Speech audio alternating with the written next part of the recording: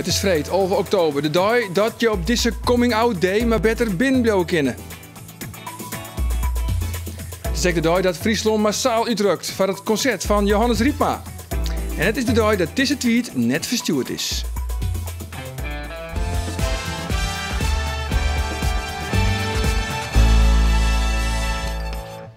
Welkom bij Bient. In deze uitsturing ik nog omtekend van de Strontrace. Dit hier is het 40-jarig jubileum. En we hebben nog de laatste aflevering van de serie over de molie van Grutte Pier.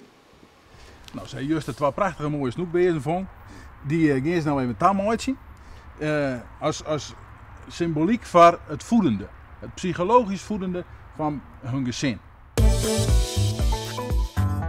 Beiden zijn medaillekandidaat op de Olympische Spelen van Sochi. Maar beiden hebben ook te krijgen hoor met zwiere blessures. Shorttrekker Sjenky Knecht en bobsliedser Syberen Jongersma. Ze zetten u aan mijn grote efterstoorn in wat voor haar echt een topseizoen worden had. Want ja, de Olympische Spelen komen er aan. Ja heren, welkom hier bij Bient. Ja, hoe gaat het? Laten we daar maar eens beginnen. Het gaat aardig. Dat klinkt net heel positief. Nou ja, het is moeilijk te zeggen nog. Het is 3 weken lien. Dat ik nou een blessure in mijn koet halbron. Een soort van zweepslag, hè? Het is een zweepslag, dus het is echt ik viel echt een tik in mijn koet. En we zijn gelijk dat ik, dat zou ik 6 weken zoet worden voordat ik wel medisch fit ben. Maar ja, ik ga wat behandelingen, dry needling, een van die behandelingen volgens mij liet nuddels in die koet. En helpt dat?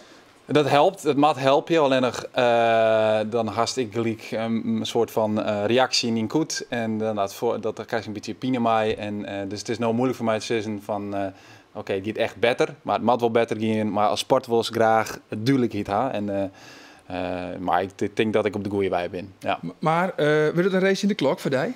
Nou, nee, dat mag dat juist net worden. Ik mag me net haasten, ik mag rustig opbouwen en ik zit in een teamsport, dus wat dat betreft is het.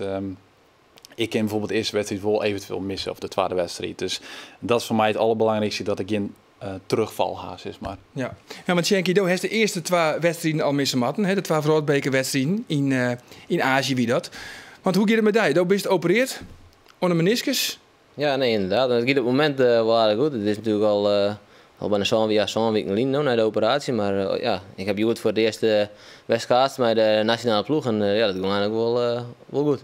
Ja, dat verneemt gelijk van, nou ja, ik ben nog net verleerd? Nee, zeker net. Ik hier al eerder wat schaatsen met jongeren, maar de jongere jongens wat.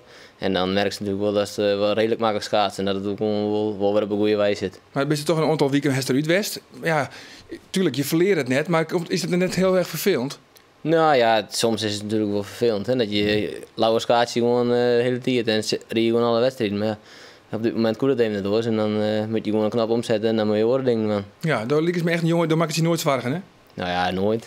Maar ik heb Wolles? Ja, Wolles, maar ik heb meer eigenlijk nooit echt zwaar maken. Nee, dat is net aan het oortellen van, want hoeveel dagen is het nog naar Sochi? Nou, 112 of zo. 112. Ja. Dat wist hij. Ja, dat wist ook net. Nee. Nee? Dat wist ik net, nee. Oké, Sjenky, nou heeft dus Joert voor het eerst weer aan het mooi trainen West, mooi de nationale ploeg. Dat wie dus van de morgen op 10 af. Laten we er even naar zien.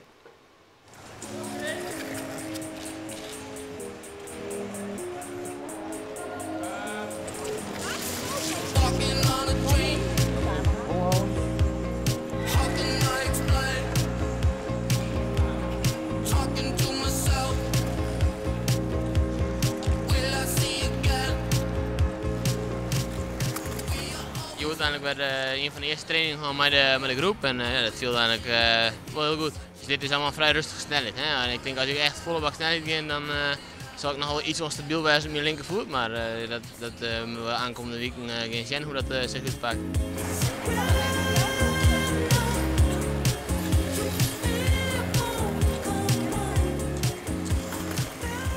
Ik zeg de laatste keer dat hij echt shorttracked heeft, dan praten we alweer over 2 maanden geleden. En ik heb hem zelf nog niet zien shorttrekken tot gisterochtend. En ik zie al gisterochtend, gistermiddag en dan staan we nu vrijdagmiddag. Dan zie ik al zo'n progressie. Je ziet ook de liefde voor de sport die hij heeft. En hij sluit zich echt weer heel snel aan. En ik ga ervan uit dat hij binnen afzienbare tijd gewoon weer zijn oude niveau heeft. Tijdens het spelen ben ik zeker weer 100%. Maar we hebben nog een Olympische kwalificatietoernooi ervoor. En daar hebben we ook in een redelijke vorm wezen. Dus ik probeer daar gaan we eerst voor. En dan zullen we wel verder.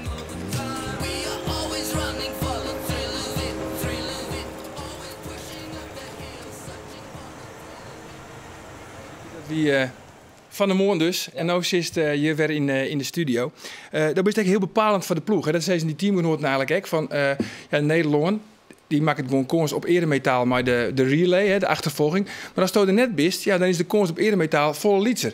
Verneemt je die druk? Viel je die druk? Nou ja, ik weet wel natuurlijk dat we, als we gewoon met de 4 beste jongens rieden, dat we zeker kans hebben op medaille. Ja, en als je dan 2 wedstrijden net bij bent, dan show je wel eigenlijk meteen dat er een gat is. En dat het dan krijg je net lukt. Ja, viel je dan eigenlijk schuldig? Nou ja, schuldig. Ja, je kan er niks aan doen. Kan gebeuren. Kan niet iedereen ook komen kent. Ja. Dus ja. Maar wat doet het maar als het gewoon net shorttrekken kist? Nou ja, dat is vervelend natuurlijk, maar ik heb gewoon geprobeerd alle orentrainingen zo goed mogelijk te doen, zodat ik best zo snel mogelijk koers shorttrekken en ik denk dat het wel redelijk gelukt is. Ja, want hoeveel weekend heeft er nou daadwerkelijk uit West? Ik heb echt daadwerkelijk 4 weken net shorttrekt. Oké. Ja, en Siebren, voor jou is het misschien nog een beetje oors, hè? Want ja, Dook is wel trainen, maar Dook is net sprinten nou, hè? Nee, dat is het laatste stukje wat ik uiteindelijk pas kan doen. En dat hoop ik hoe zij zo'n weekend weer op te kunnen pakken. Dus het is nou vooral krachttraining eigenlijk? Ja, ik doe nou eens mijn krachttraining en die kan ik wel goed doen. Maar ik moet erop oppassen dat ik er net te explosief wil doen. Dus ik ga een programma uitzetten van, nou ja, dan moet ik daar staan. En dat is een beetje gevaarlijker met zijn blessure, dat het er weer in kan zitten. Dus dan moet verzwijgen dat ze het gewoon restig opbouwt. En dat is altijd moeilijk. Ja, en dat lijkt me vrij heel erg moeilijk. Want dan is het nog een oorrespect bij die. Want daar is natuurlijk het snot van de eigen traint deze simmer op Ski Mozeeg. En dat is eigenlijk weer, daar is nou die blessure. En dan is er ook nog een concurrent is erbij kwamen, hè? Bror van der Zijde. Bror van der Zijde. Een krachtpatser die ook nog heel erg rap is. Ja, absoluut. En het is een concurrent in de 12-mans voor mij. Maar het is een collega of een teamgenoot van mij in de 4-mans. En hij had het gewoon heel goed dienen bij de testen. En, ja, maar dat zie je toch aan zijn beleven, dat hij die rol neemt. Ja, maar ja, tuurlijk ging ik er voor vechtje. En ik ging mijn best doen om mijn plakje weer om te veroveren. Maar is hij zo goed? Hij is absoluut heel goed. Maar dat is beter. Dat is toch al jarenlang de beste remmer van de wereld? Ja, een van de beste remmers van de wereld. De beste. Ja, en, het is een detail, maar dat is de beste. Ja, maar zo wij testen in single. In singles maar alleen nog de bob ontrouwen. En daarin is hij absoluut een hele sterke chinstander. Hij is gewoon zwier, hij is sterk. Eens is die test is ideaal voor hem. Maar in de Tammels en de Fjouwmans is toch krijgt iets oors. En ik denk toch dat ik mijn kwaliteiten daar beter tot uiting komen. Maar goed, dat moet ik gewoon snel letten. Dus, en dat is nou natuurlijk wel heel lastig. Omdat ik waarom wat komen van een blessure. Maar ik wil me heel graag waarom knokken in de 12-mans. In de 4-mans is mijn plakje wel aardig zeker. Maar ik wil me graag weer snel letten. En op een gegeven moment moet ik misschien wel een keuze maken. Van ja, ik wil heel graag. Maar misschien moet ik nou even verstandig wezen. En eerst zwaar dat ik weer compleet fit ben. Dus eigenlijk met de remmer een beetje op. Hij is met de remmer een beetje op, ja. Dat is heel lastig voor een sporter. Ja, maar goed. Nou is er echt wat commotion natuurlijk. Want we joggen nou trouwens naar Bielen. Want dit is, nevens mij...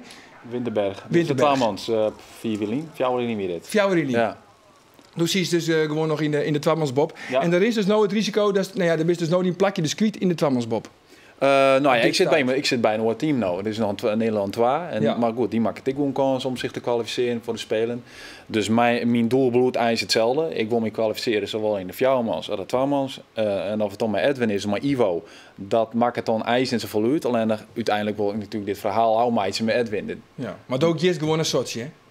Ik ging gewoon naar Sochi. We moeten dus nog kwalificeren, maar ik zit er goed voor. Maar hoe is geen zwaar te maken? Nee. Als dat net was, dan doe ik het ook niet. Nee, want er is wel wat commotion nou. Want deze week had Gillet Anema, de coach bij de Lange Bari, de sign dat een oversterrentocht volle wichtiger is als de Olympische Spelen. Laten we er even een zien. Als er hier op steentocht is, ja, dan heb je een keuze.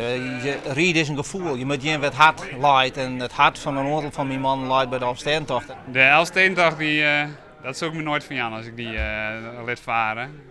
Dus dan gaan we de stap van het vliegtuig weer op waarom. Mijn droom was altijd de Elfstedentocht rijden. En eigenlijk was nooit de droom de Olympische Spelen halen. Dus dat geeft ook wel aan. Kijk, ja, mijn hart ligt toch echt bij het marathonschaatsen. En als dan naar het natuurreis komt, dan wil je er gewoon bij zijn. Ja, heren, dat ben de man van BAM. Kist je er iets bij voorstellen, Sjenkie? Nou ja, ik kan me er wel iets bij voorstellen natuurlijk. Maar ik snap de commotie natuurlijk ook wel van NOC-NSF. Die investeren heel in die jongens. En dan, van chef de mission, Maurits Hendricks? Ja, nee, die investeren heel in die jongens. En dan, als het erop aankomt, dan is het eruit. Ja, dat is natuurlijk wel... ik snap dat wel, ik wil wel. Ja, maar zo in de verleiding komen kinderen? Oh ja, het is wist 4 voor mij. Dus, die 12 kilometer begint net hier zo. Nee, dat begin ik net aan. Nee, maar dat is topsporter, maar Boppe al best echt Fries. Ja, dat gevoel, ik bedoel, zij willen heel graag naar die Olympische, naar die Oversterrentocht. Ja, ik kan me wel een beetje voorstellen, want internationaal stelt natuurlijk niks voor de Elfstedentocht, maar nationaal is het, ja, dan is die eerste wel bij. Als dan in het rijtje zit van winnaars, ja, dan het is wel een grote happening.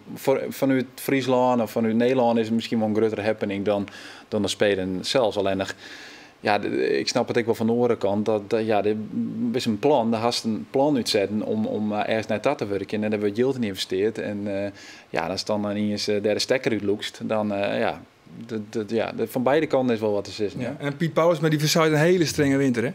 Ja. Dat zie je altijd al. Oh, varig je al. Maar dat is altijd, je zit op die hotelkamer daar in Sochi en dan is het je feest op een bonken. Ja. Hey, heren, thanks van je komst naar de studio. En dat brengt u dan bij de molie van Grutte Pier, want die molie ben de hele week al op ziek naar Harrencels. Joert, het laatste deel. Nou, is de man op ziek naar hemzelf? Grutte Pier is een groep van christelijke mannen die zo nou en dan bij elkaar komen om te praten over de rol van de man in de maatschappij, in het gezin en in het leeuwen. Mannencoach Klaas kan hem wel vinden in dit thema en is ik wel benijd. Vrouwen die hebben, zoals die hem gevonden, nou, die hebben een mannelijker gedeelte gevonden. En ik denk dat wij een vrouwelijker gedeelte ziekje vinden. Dat verwacht ik, ja? Dat mannelijkheid en vrouwelijkheid, dat staren gewoon meer richting in gaat. Hey, vrouw superen, zou je mem altijd. Ja, dat is zo goed wezen. Een week lang zullen we aan de slag, maar de mooie van Grutte Pier onder begeleiding van Klaas. De man van nou doet liekevolle in het huishouden als zijn vrouw. Nou ja, zo goed als. Hij maakt het eten, brengt de bern naar bed, zoeg het, maar rommelt dat ding dan weer net op. Zwarigzaam of zuurtje? De laatste opdracht van deze week, en dan ben je hem echt een man worden. Wat maakt ze nog doen, Klaas? Nou, ze juist de 2 prachtige mooie snoepbezen van. Die gaan ze nou even tamoitje. Als symboliek voor het voedende. Het psychologisch voedende van hun gezin. De man is Joerde daar net alleen nog meer degene die het geld binnenhelpt. Maar hij zwaar het ik dat zijn gezin voed wordt. Nou, deze vis maakt ze even lekker daar. En dan krijgen we al even een stukje en eten we hem even op. En dan hebben we een mooi weekend.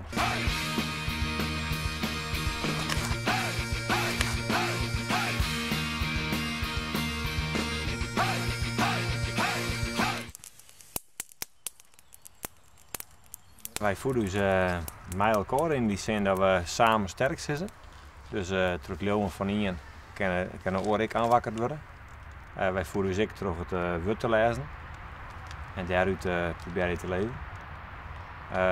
Dus proberen wij voor te leven.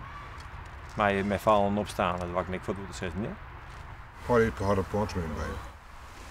Dit is een hele, ik denk, dit is een heel lekker stuk. Mijn conclusie is eigenlijk wel dat ik ben wel blij dat er mannen binnen die zich dwaande houden met dit soort zaken. Ja? Ja, daar ben ik blij mee. Waarom? Ja. Nou, het jachtige en het ego-najagen van deze wereld, dat stiert mij het zin. En deze man die wil wel verder en dieper en die ben meer bezig met, waar gaat het echt om in mijn eigen. Dus ja, dat maakt het mij wel blij. Verneem je met ik bij oren man boeten de Grutte Pier omdat hij wrakselen met dit soort thema's? Nou, misschien de maatschappij al, wat Klaas al zei. Ja. Je weet, wij zijn met z'n allen mee bezig, dan verneem je dus. Ik verneem ik net christelijke man dat ik samen dit gaan doen omdat zij toch een verlangen hierin hebben. Als ik het op de televisie zie, dan ik de jongens heel vaak over hun leeuwen, ja, hun boel. En het weerhoudt mij net, maar het zou mij wel weerhouden om heen te gaan. Ja. Wij hebben plak van en we groeien in die zin en we groeien met een aantal man gewoon richting de toekomst. Maar in die zin, ja, wij kennen net heel Friesland op een koffie. Dus man, ga ik vooral je eigen plak. Misschien is dat wel een mooie eindoproep. De man, ga ik vooral je eigen plak in de maatschappij vinden, waar je hem zelf een man bent in je omgeving, zie je daar man op en geef daar een slagje bij. Een goede tip voor Arjen. Ik zal hem onthoren, dankjewel. Wil je trouwens meer weten hoe deze man? Ik kan me er helemaal niks bij voorstellen. Zoek dan op www.frieskegrutepier.nl. Zoals alle dagen, in Bient schoot er een gastongen die het vaker te zien wezen zal. En Joert is dat een nijgezicht, skipper en vooral sportliefhebber Age Veldboom.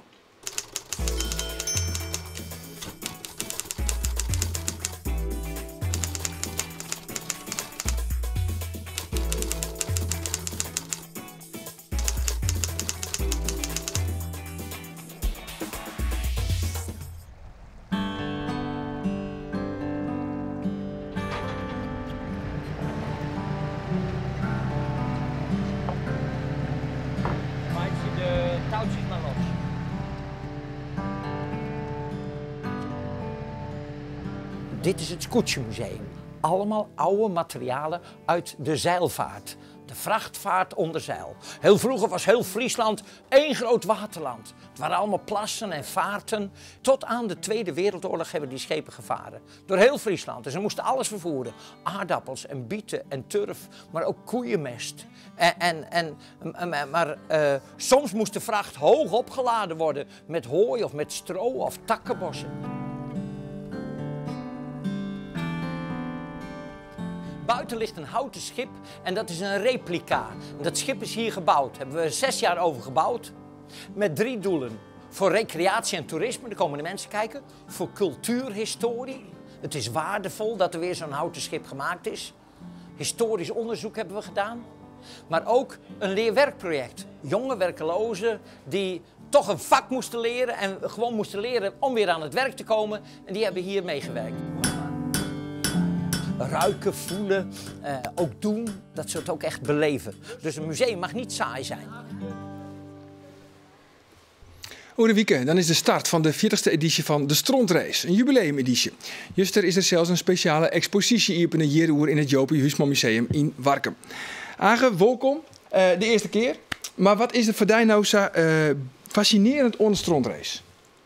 Nou ja, ten eerste, het is een zielwedstrijd. En ik maak graag zielen. Maar het is ook een zielwedstrijd met historische skippen. Maar dat is net het enige. Het gaat ik nog 2-3 dagen terug en ik naast zielen. Je moet navigeren in donker op de IJsselmaar. Maar dan komen we in Holland en dan moet je in de bergen. En dan moet je het west door Amsterdam bomen. En dan kom je op een Westeinderplassen of op een Kagenplassen. Dus het is volle breder als alleen maar zielen. Moet ik op zeil door de bergen of op zeil van Lege Wallau komen. Dat soort dingen. Ja, want je kunt er prachtig over vertellen. Maar voor de mensen die het misschien net weten wat de Strontrace krijgt inhoudt, laten we even naar wat mooie fragmenten. Oprotten!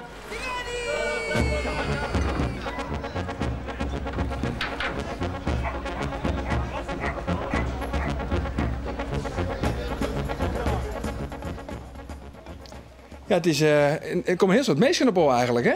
Ja. Ja, er zijn echt duizenden mensen die het op de menus bij de start altijd op het dik stenen. Want het is een prachtig schouwspel dat die oude skippen het zool uitvaren en de IJsselmaar opgaan. Ja, ben het nou alleen nog scootjes of is het van alles? Nee, het is van alles. En eigenlijk mag ik even heel duidelijk zeggen, er zijn 3 zaken binnen die Strontrace, want het is eigenlijk de zeilvracht. En je had de visserij. En die gaan er maar op om te visken. Je had de beurtveer, dat zijn de grote klippers en de tjalken. En die varen met gasten heen en weer naar Enkhuizen. En dan had je de Strontrace. En die varen echt daadwerkelijk maar sekjes stront via Amsterdam of Haarlem naar Warmond en daar lossen. En dat is gebaseerd op vroeger dat de Friese koeienmest naar de bollevelden ging. Ja, en daar gaat het dus nou echt om, hè? Die Strontrace, die is dus voor het eerst wie dat in 1964. Ja. En dat het is een beetje ontstaan terug, de oliecrisis. Ja, die gedachte zit er ook achter, maar vooral de gedachte van Wright, die wen het in de vuurtoren. En de man die zo sympathiek komt op televisie, mij oprotten nou. Ja, die oprotten nou met zijn grote baard. Die ken ik gewoon steeds van kleren ouwe, klaar voor de start af, maar dit is oprotten nou. Hij zegt altijd, jongens, oprotten nou. En dan gaan de touwen los en dan squirt iedereen in die skippen de maar op en dan gaat het los. Ja, maar had het nou wat te krijgen met die oliecrisis of net? Nou ja, het doel erachter is dat de energie, die zal een keer oprijden. Dus iedereen is er maar bezig van, ja, moeten we nou zonnepanelen op het dak of moeten we windmolens? Of kunnen we vracht vervoeren op zeil? Ja, maar dit ben beelden van, net als mij de allereerste keer in jochetje 64. Oh ja, dat is al even lien. Ja, daar win je net bij, hè? Nee. Maar jou hebben wel heel vaak mooi die. Ja, in de 80er jaren ben ik begonnen. In totaal heb je toch 20 jaar mooi die? Ja, meer dan 20 keer, ja. En wat is er nou één moment van je zegt van nee, dat vergeet ik eigenlijk nooit weer? Ja, die ben er wel meer. Maar bijvoorbeeld in 2010, dat is ik nog maar een PLN, dat we midden in de nacht bij Amsterdam aankwamen. En dan konden we daar om die fuiken heen. En dan kerst de ingang naar het ei. En die fuiken stonden net. Want het zie je in die visserij, maar die iel hier ze verloren een maand later. Dus ik denk, nou, dat kan ik uitsnijden. En toen hebben we met scootje op een wiekje wat er onder water zit. Stom van mij. Dan moet ik beter op een kaartje en dan moet je net zo gretig wezen.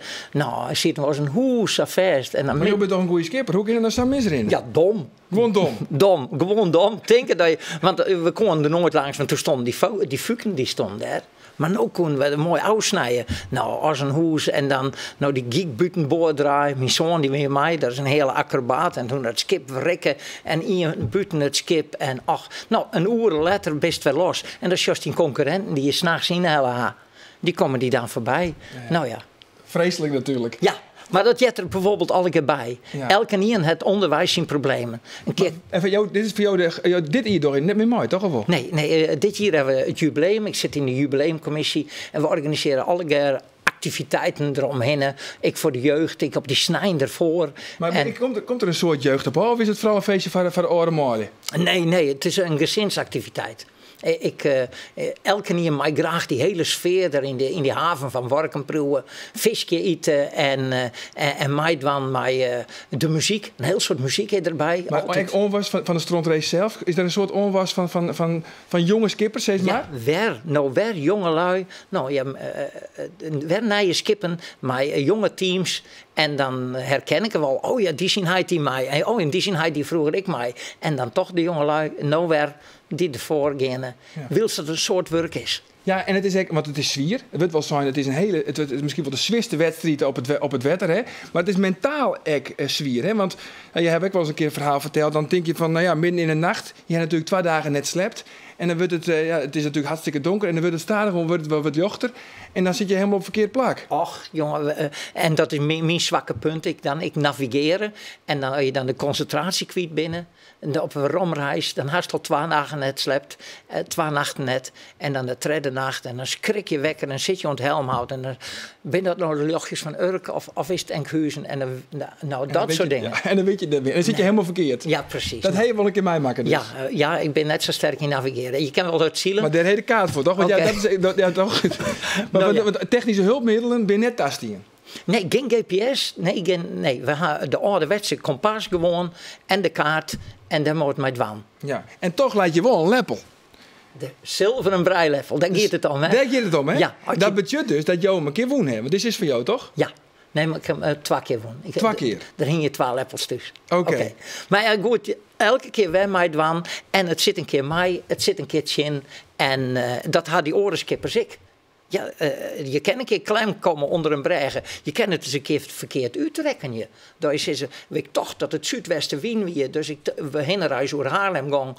En blik de wind die draait. En we hadden de hele reis in de hand. En dan moet je in de bergen. Nou, ik had de bergen mijn naam. Dit is nog een orde van het Scootjemuseum. En we hadden Sint-Wurg. Nou ja, er is juist op die foto, die brede.